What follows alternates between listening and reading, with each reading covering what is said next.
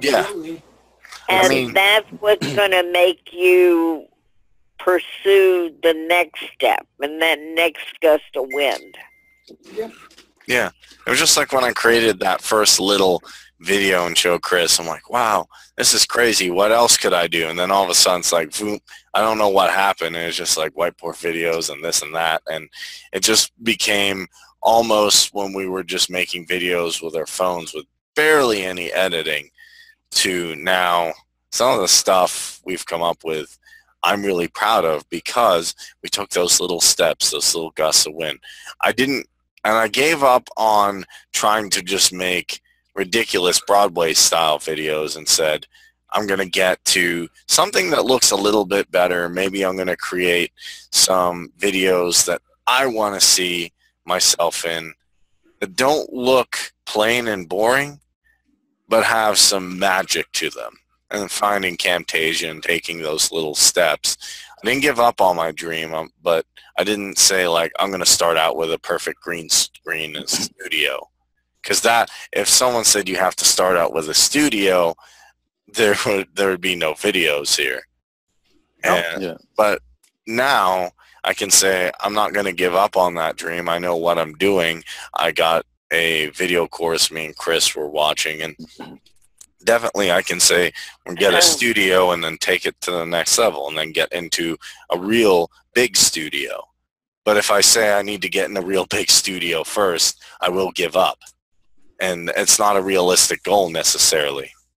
Exactly. And giving up is very important because if you don't give up sometimes, you spend a lot of time and power for something you won't achieve. You know what I mean? Because if you, for example, you're not going to give up. You're just going to realign your goals. Yeah, exactly. So like an example is if I want to get the big star for my project, okay, and he says, no, why should I spend any more power on this, any more effort? You know, move on. You'll find a better solution maybe, or a solution that is the same quality, but don't spend too much power, too much time on things you won't get. But don't get me wrong, don't give up too early. Yeah, just know where you have to stop, in my opinion. Yeah, it's like with Fiverr. When I first started doing video and video testimonials, I'm like, man, I want to get 100 orders and something. I had unrealistic goals. And then I was sitting there and I'm like, can I just get one? Can I get 10 orders? I had to give up on the 100 because that's ridiculous. I had to give, if that were true, everybody would be a top-rated seller, and I really doubt somebody would be there at fast food restaurants, which I'm fine with, don't get me wrong, but I had to start out with 10. Just get 10 gigs done. And I got 10 done, and I got that first level. I'm like, woohoo! And then I said, okay, I can do 50 consecutive in 2 months. And actually, that's the way I like they have it, because it's not like 0 to hero. Okay, get 200 in a day, because you would be stressing out. You're like, what do I do? But I just took little steps. I'm like, every day I'm going to send out requests. I'm going to interact with people. I'm going to find people who want me to mess with their product and then do a video testimonial about it. And I've had some cool people give me some things and give me coaching sessions. And it took a while to get to 10, but once I start getting to 10, I'm like, I could get to 15 now. I could get to 50. It goes back to that whole visualization thing. But these all things are practical, being honest with yourself and then looking at, well, I had to give up on that dream at that point, but now I can keep going at it. So we're getting at the top of the hour. Any last thoughts, comments, insults? Do you have anything for Nand or Fran, Sharon? Yeah, well, it was my first time I was here. And yeah, I'm very glad I was invited. So every week. I hope you'll come back, Fernand. I've really enjoyed your input. Yeah, I'm totally sure I will come back. Yeah, come back. Make a be like I'm. You can even hear me insult Kareem, which I do when I quite often correct his English. Kareem or Chris and I'm like, oh, come on. Yes. Mm-hmm. Transit grammar Nazi. Well, me and Ferdinand had a good time. Nazi? Okay. Huh? Me and Ferdinand had a good time here, right? Me and. Yeah, exactly. I remember that I would be. I'm like me and Chris. She's like Chris and I'm like. I'm sorry. It's the old time teacher in me. I can't. No, that's fine. Hey, you're an English teacher. It's all good. I want to thank Ferdinand Steiner, Fran Man Richardson, Chris Peters, Bill Maybauer, Sharon Cortizano. Glad she came back, and definitely Ron Lester. Always a party. Are they still all here?